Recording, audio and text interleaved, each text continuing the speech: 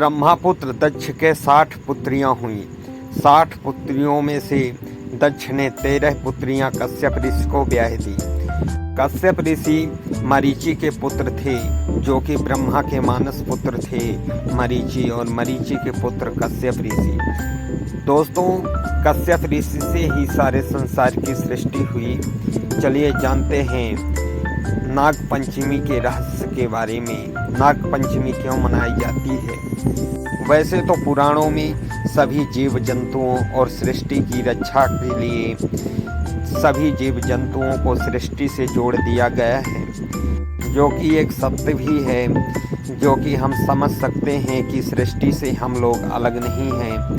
सृष्टि के एक अंश ही हैं, जो कि हमारी नज़रें देख रही हैं। जो भी इधर उधर आकाश पाताल जो कुछ भी देख रहे हैं, सब सृष्टि के अंग हैं, और सब तो कश्यप ऋषि के ही अंश हैं। इसी प्रकार से नागों की भी पूजा की जाती है। नागवंश की उत्पत्ति ऐसे हुई। क्या कश्यप ऋषि की पत्नी माता कद्रू ने सहस्त्र पुत्रों को जन्म दिया, जो कि सभी के सभी नाग थे, और सबसे ज्येष्ठ उनमें थे अनंत यानी शेष नाग, और दूसरे पुत्र थे वासुकी। वासुकी भगवान शिव के गले में धारण होते हैं, और अनंत शेष नाग की सैया पर ही भगवान विष्णु विराजमान होते हैं। और उसके बाद तक्षक और कालिया नाम के नाग पैदा हुए, और सहस्त्र पुत्र और भी हुए, जिनके नाम पूर्णतः वर्णित नहीं है, फिर भी कुछ नामों को शास्त्रों में बीच बीच में दिया गया है। अनंत शेषनाग जिस दिन पैदा हुए, उसी दिन से कहते हैं कि नाग पंचमी का त्यौहार मनाया जाने लगा, क्योंकि वो भगवान विष्णु के निवास स्थल थे।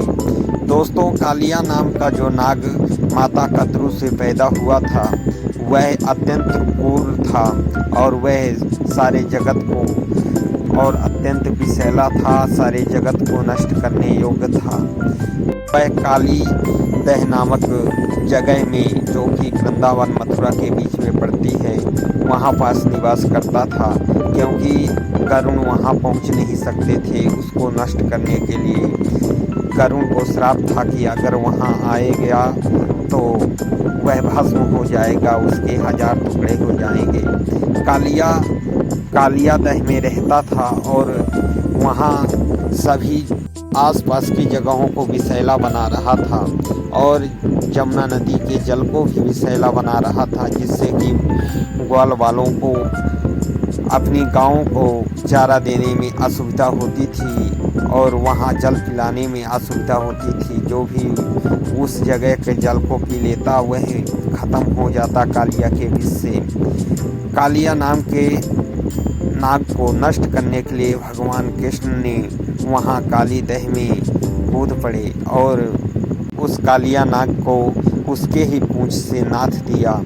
और जब वो उसके पूंछ से कालिया नाग को नाथ दिया, तो वह भरभटाने लगा, और उसकी पत्नियां माफ़ी मांगने लगी भगवान कृष्ण से।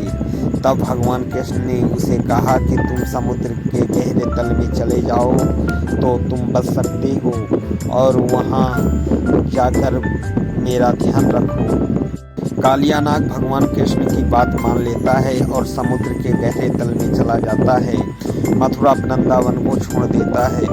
भगवान कृष्ण के इस अनुग्रह के कारण, इस कर्तव्य के कारण, भगवान कृष्ण के इस महानता के कारण कालिया नाग की याद में आज भी नाग पंचमी मनाई जाती है, कुछ ग्रंथों और शास्त्रों के अनुसार।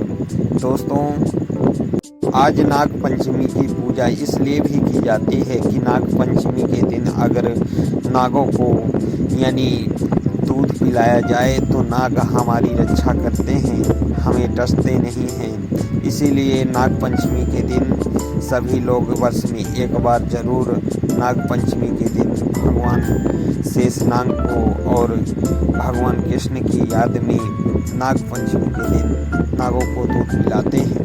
दोस्तों, मेरी यह वीडियो कैसी लगी आप लोगों को कमेंट बॉक्स में ज़रूर बताएं, और अगर अच्छी लगी हो तो वीडियो को लाइक करें, और मेरे इस YouTube सब्सक्राइब करें। जय भगवान कृष्ण की जय हो।